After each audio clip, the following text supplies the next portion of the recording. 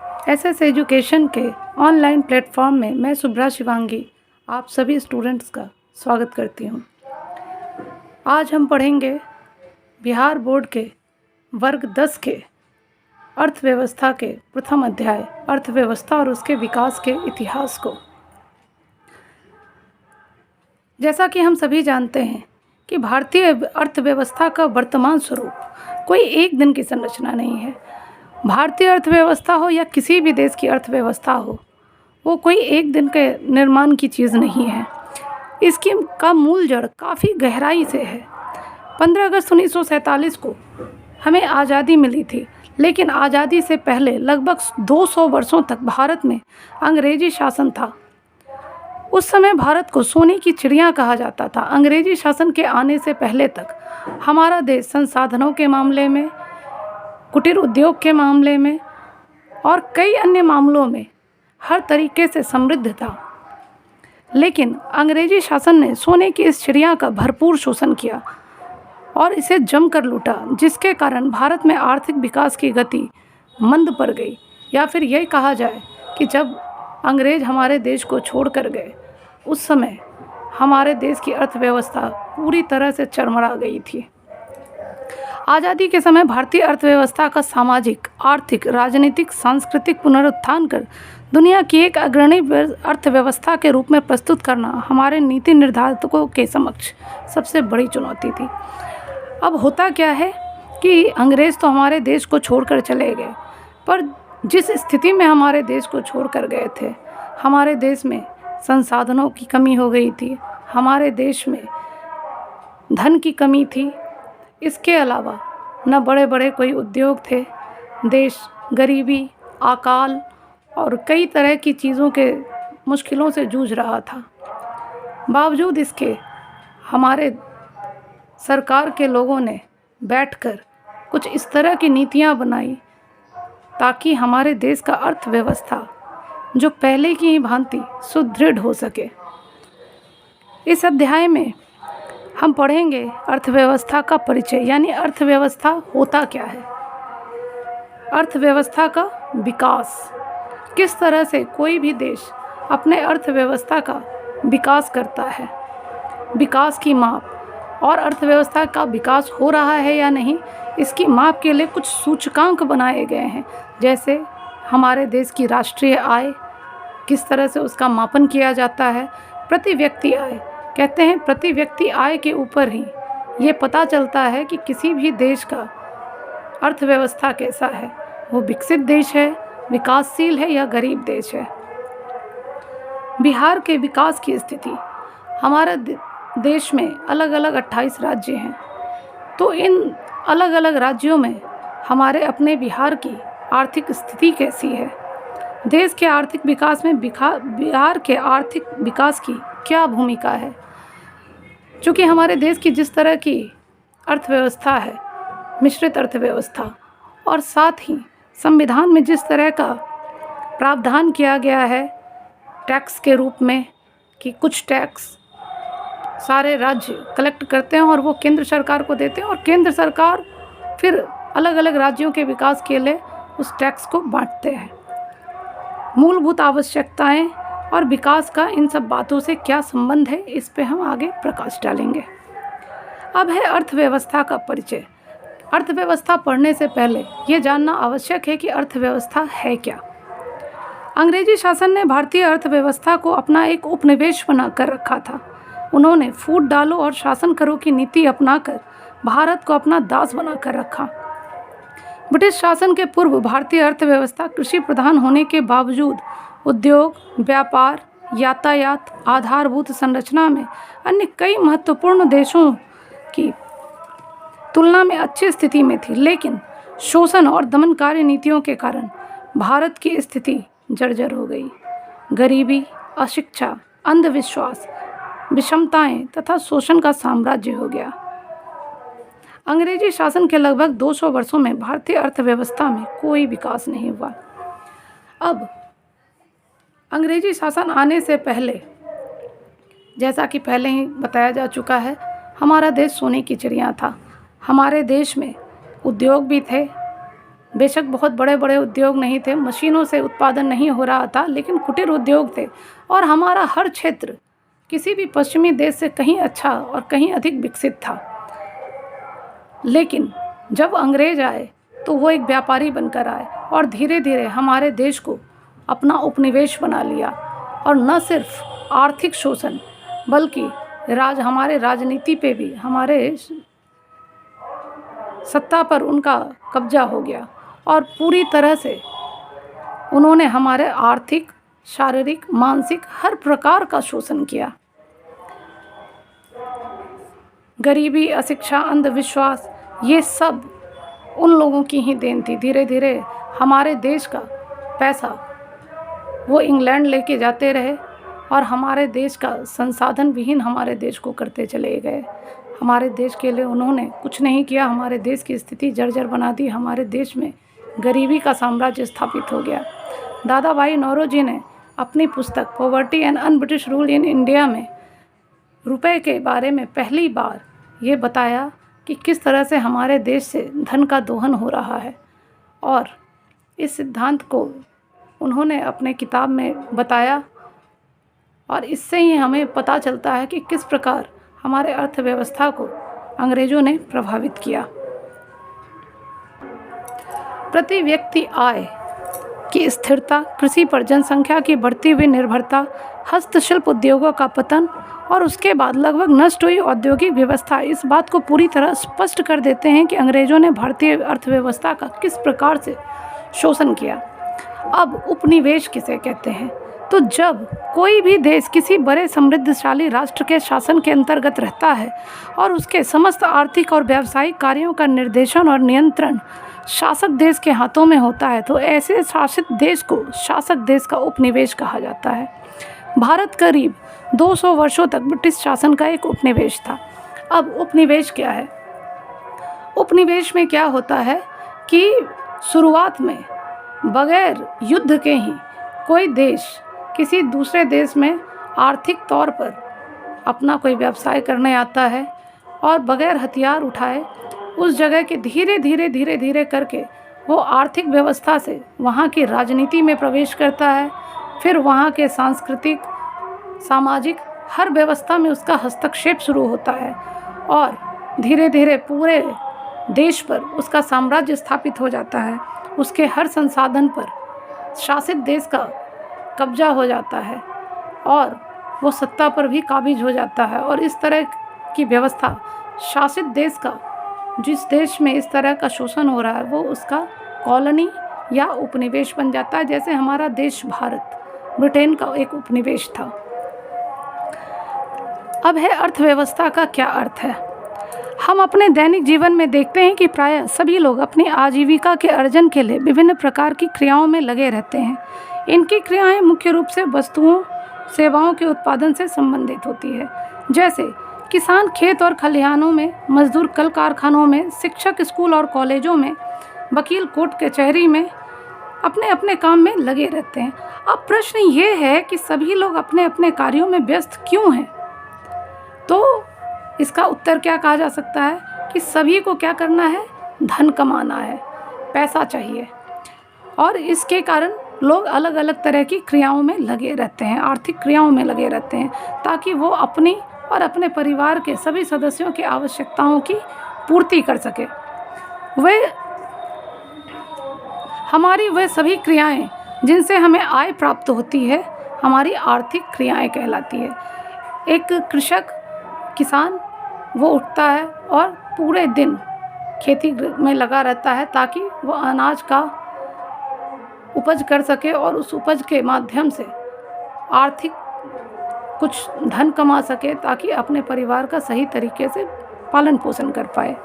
उसी तरीके से अगर कोई शिक्षक है तो वो मानसिक तौर पर श्रम करता है और मानसिक श्रम के बदले उसे कुछ अर्थ प्राप्त होता है, यानी धन प्राप्त होता है। इसी तरह से मजदूर दिन भर शारीरिक श्रम करते हैं जिससे उनको आय प्राप्त होती है और उससे वह अपनी ज़रूरतें पूरे कर पाते हैं।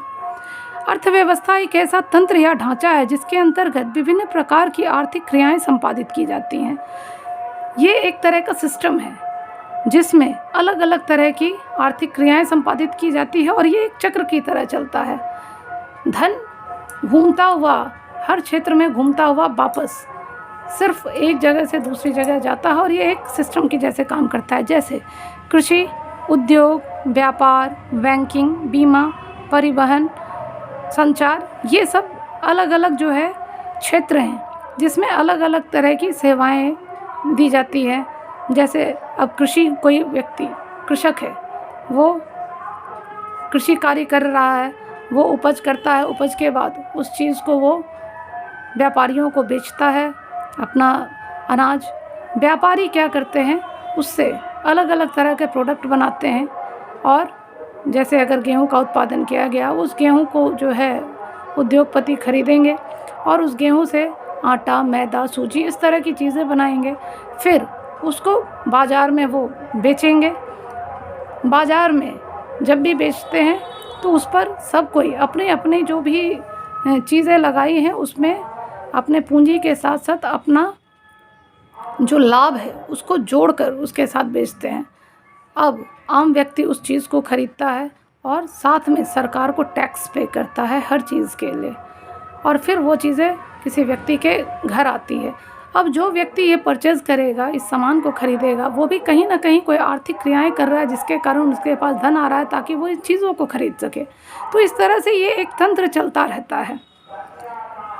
ये आर्थिक क्रियाएं एक ओर तो विभिन्न प्रकार की वस्तुओं और सेवाओं का संपादन करती हैं, तो दूसरी ओर लोगों को रोजगार के अवसर भी प्रदान करती है ताकि वे अपनी आवश्यकताओं की संतुष्टि हेतु देश में उत्पादित वस्तुओं और सेवाओं का क्रय कर सके। इस तरह प्रत्येक अर्थव्यवस्था दो प्रमुख कार्य संपादित करती हैं।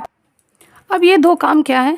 लोगों की आवश्यकताओं की संतुष्टि के लिए विभिन्न प्रकार की वस्तुओं और सेवाओं का उत्पादन, और दूसरा है लोगों को रोज़गार के अवसर प्रदान करती है।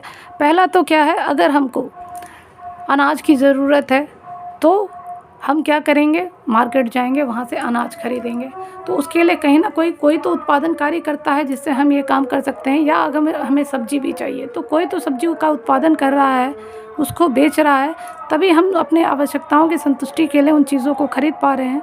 और दूसरा, हम जिनसे खरीद रहे हैं उनको एक रोज़गार का अवसर मिल रहा है जिससे वो भी अपने परिवार के अन्य चीज़ों की खरीदारी के लिए धन कमा रहे हैं।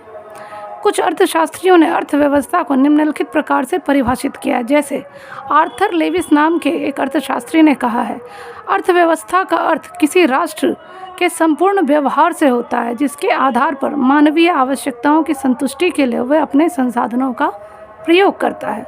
उसी तरह ब्राउन के अनुसार अर्थव्यवस्था आजीविका अर्जन की एक प्रणाली है। यहाँ भी वही बात कही जा रही है कि अर्थव्यवस्था क्या है, आजीविका को किस तरह से हम कमा सकते हैं उसका एक सिस्टम है। दूसरे शब्दों में अर्थव्यवस्था आर्थिक क्रियाओं का एक ऐसा संगठन है जिसके अंतर्गत लोग कार्य करके अपनी आजीविका चलाते हैं। संक्षेप में अगर कहा जाए तो अर्थव्यवस्था समाज की सभी आर्थिक क्रियाओं का योग है। इस प्रकार बिहार की अर्थव्यवस्था का अर्थ बिहार वासियों के संपूर्ण आर्थिक क्रियाओं के अध्ययन से है जिसके आधार पर बिहार वासियों की मानवीय आवश्यकताओं की संतुष्टि के लिए बिहार के संसाधनों का प्रयोग किया जाता है। चूँकि हम बिहार के संदर्भ में इसको पढ़ रहे हैं, लेकिन यही चीज़ किसी देश के बारे में भी है, तो किसी देश के निवासियों के जो भी आवश्यकताएं हैं उसकी संतुष्टि के लिए जो भी देश में उपलब्ध संसाधन हैं उसका किस तरह से उत्पादन किया जाए या उसका उपयोग किया जाए, यही अर्थव्यवस्था के अंतर्गत हमें पढ़ना होता है। अब है अर्थव्यवस्था की संरचना या ढांचा किस प्रकार का होता है। अर्थव्यवस्था की संरचना का मतलब विभिन्न उत्पादन क्षेत्रों में इसके विभाजन से है। चूँकि अर्थव्यवस्था में विभिन्न प्रकार की आर्थिक क्रियाएं और गतिविधियां संपादित की जाती है, जैसे कोई कृषि कार्य कर रहा है, कोई उद्योग कर रहा है, कोई व्यापार करता है, कोई बैंकिंग सेवा में लगा है, कोई बीमा क्षेत्र में संबंधित है, कोई परिवहन, संचार, इस तरह के कई अलग अलग क्षेत्र हैं जिनमें लोग अलग अलग आर्थिक क्रियाएं करते हैं। इन क्रियाओं को मोटे तौर पे हम 3 भाग में बांटे हैं। तो ये 3 भाग क्या है? पहला है प्राथमिक क्षेत्र जिसको कहते हैं प्राइमरी सेक्टर, दूसरा है द्वितीयक क्षेत्र जिसको कहते हैं सेकेंडरी सेक्टर, और तीसरा है तृतीयक क्षेत्र या सेवा क्षेत्र। सभी अर्थव्यवस्था की तरह भारतीय अर्थव्यवस्था की संरचना को भी 3 भागों में बांटा जाता है। पूरे विश्व की ये तो एक विश्व के अर्थव्यवस्था को भी 3 ही भागों में बाँटा गया है, वो चाहे किसी देश की अर्थव्यवस्था हो, विश्व की हो, राज्य की हो, जो भी हो, उन सबको 3 भागों में ही बाँटा गया है। अब भारतीय अर्थव्यवस्था की संरचना को हम इस चार्ट के माध्यम से समझेंगे। भारतीय अर्थव्यवस्था की संरचना को हम प्राथमिक क्षेत्र, द्वितीयक क्षेत्र और तृतीयक क्षेत्र में बाँटते हैं। प्राथमिक क्षेत्र के अंतर्गत क्या आता है? कृषि, यानी जो खेती बाड़ी जो कुछ भी हम करते हैं, अनाज उपजाते हैं, ये सब कृषि के अंतर्गत आता है, चाहे वो किसी भी प्रकार की खेती हो। दूसरा है पशुपालन। बहुत सारे लोग हमारे देश में हैं जो अलग अलग तरह के पशुओं को पालते हैं, जैसे गाय, भैंस, बकरी, भेड़, इस तरह के अलग अलग जो है पशुओं को पालते हैं। तीसरा है वन। बहुत लोग हैं जो वन से जुड़े हुए हैं। वन की चीज़ों को, लकड़ियों का इस्तेमाल किया जाता है, पत्तियों का इस्तेमाल किया जाता है। कई जगह जैसे चंदन की लकड़ी का प्रयोग बड़े उद्योग के रूप में किया जाता है। उसी तरह से मछली पालन, बहुत लोग हैं जो मछली पालन करते हैं। तो ये सारी चीज़ें प्राथमिक क्षेत्र के अंतर्गत आता है। अब हम बात करते हैं द्वितीयक क्षेत्र की। द्वितीयक क्षेत्र में आता है उद्योग, चाहे वो किसी प्रकार का उद्योग है, छोटा से छोटा, बड़ा से बड़ा, यानी अगर कुटीर उद्योग हो, लघु उद्योग हो, मध्यम उद्योग हो या बड़ा उद्योग है, उद्योग चाहे जैसा भी हो, वो सारे उद्योग को हम द्वितीयक क्षेत्र के अंतर्गत रखते हैं। दूसरा है निर्माण क्षेत्र। निर्माण क्षेत्र क्या होता है? जगह जगह सरकारी ऑफिस बनाना है, सड़क निर्माण करना है, पुल बनाना है, तो ये सारे काम निर्माण क्षेत्र के अंतर्गत आते हैं। अगला क्षेत्र है गैस और बिजली। गैस और बिजली का जो उत्पादन किया जाता है, तो ये भी किस में आता है? द्वितीयक क्षेत्र के अंतर्गत। अब है तृतीयक क्षेत्र, जिसको हम सेवा क्षेत्र भी कहते हैं। इसके अंतर्गत मानसिक श्रम से संबंधित चीज़ें ज़्यादा होती हैं, जैसे बैंक, परिवहन, संचार, व्यापार या अन्य सेवाएं, चाहे वो शिक्षक हो, चिकित्सक हो, इंजीनियर हो, जो भी हो, ये सब तृतीयक क्षेत्र में आते हैं। और अभी हमारे देश का सबसे बड़ा टैक्स पेयर अगर कोई है तो वो तृतीयक क्षेत्र के लोग हैं। अब प्राथमिक क्षेत्र को तो हम समझ लिए कि क्या है। प्राथमिक क्षेत्र को कृषि क्षेत्र भी कहा जाता है। इसके अंतर्गत कृषि, पशुपालन, मछली पालन, जंगल से वस्तुओं को प्राप्त करना जैसे व्यवसाय आते हैं। वहीं द्वितीयक क्षेत्र को औद्योगिक क्षेत्र भी कहा जाता है। इसके अंतर्गत खनिज व्यवसाय, निर्माण कार्य, जनोपयोगी सेवा जैसे गैस, बिजली, इन सब का उत्पादन आता है। तृतीयक क्षेत्र में क्या है? तृतीयक क्षेत्र को सेवा क्षेत्र कहा जाता है। इसके अंतर्गत बैंक, बीमा, परिवहन, संचार, व्यापार, ये सारी चीज़ें शामिल हैं। ये प्राथमिक और द्वितीयक क्षेत्र की क्रियाओं में सहायता देती है, इसलिए इसे सेवा क्षेत्र भी कहा जाता है। राष्ट्रीय आय में इन तीनों क्षेत्र के योगदान को एक तालिका के द्वारा हम समझ सकते हैं। अब यहाँ एक तुलनात्मक अध्ययन दिया गया है, जैसे वर्ष 1901 में, फिर वर्ष 1947 में और वर्ष 2007 में। 1901 का मतलब हो गया आज़ादी से पूर्व, 1947 का मतलब हो गया आज़ादी के वक्त, और 2007 का मतलब हो गया कि आज़ादी के इतने वर्षों के बाद। तो प्राथमिक क्षेत्र का योगदान 1901 ईस्वी में कितना था? 63.6%, यानी सर्वाधिक जो राष्ट्रीय आय है उसमें योगदान प्राथमिक क्षेत्र का था। वहीं अगर हम आज़ादी के समय देखें तो उस समय भी 58.7% है, यानी कि उस समय भी कृषि क्षेत्र बहुत बड़ा क्षेत्र था और सबसे ज़्यादा टैक्स हमें प्राथमिक क्षेत्र यानी कृषि क्षेत्र से मिलता था। लेकिन 2007 आते आते ये चीज़ें बदल गई और सिर्फ 22% ही कृषि क्षेत्र से प्राप्त होता है। द्वितीयक क्षेत्र की बात अगर हम करें तो 1901 में सिर्फ 12.7%, 1947 में 14.3% और 2007 आते आते 22% रह गया। आज भी द्वितीयक क्षेत्र का बहुत ही कम योगदान है। तृतीयक क्षेत्र की बात करें तो आज़ादी से पहले तृतीयक क्षेत्र बहुत ही कम स्थिति था उसका, मात्र 23.7%, 1947 में 27% और अब 2007 कहें या अब तक की स्थिति की बात की जाए तो सबसे ज़्यादा योगदान तृतीयक क्षेत्र का है। इस तालिका से स्पष्ट है कि आज़ादी के समय प्राथमिक क्षेत्र का योगदान 58.7% था, जो घटकर अब केवल 22% रह गया है। द्वितीयक क्षेत्र का योगदान 1947 में 14.3% था, जो अब बढ़कर 22% हो गया है। वहीं तृतीयक क्षेत्र का योगदान 1947 में 27% था, जो बढ़कर 56% हो गया है। इसका अर्थ यह है कि स्वतंत्रता प्राप्ति के बाद तुलनात्मक विकास के क्रम में भारत क्रमशः समृद्धि की ओर बढ़ रहा है। अब आज के क्लास में आप लोगों को ये वीडियो कैसा लगा? इसको अगर आप लोगों को ये पसंद आता है, किसी तरह का सुझाव हो तो आप कमेंट बॉक्स में जाकर सुझाव दे सकते हैं। और अगर आपको पसंद आता है तो इसे लाइक कीजिए, सब्सक्राइब कर लीजिए चैनल, ताकि जब भी हम कोई नया वीडियो बनाए तो ये आप लोगों तक आसानी से पहुंच जाए। अगले वीडियो में हम अर्थव्यवस्था के प्रकार, विभिन्न सूचकांक, इन चीज़ों के बारे में, बिहार की स्थिति, उनके आर्थिक विकास और आर्थिक विकास में किस तरह का पिछड़ापन है और उससे कैसे दूर किया जाए, इन चीज़ों के बारे में बात करेंगे। तब तक के लिए नमस्कार।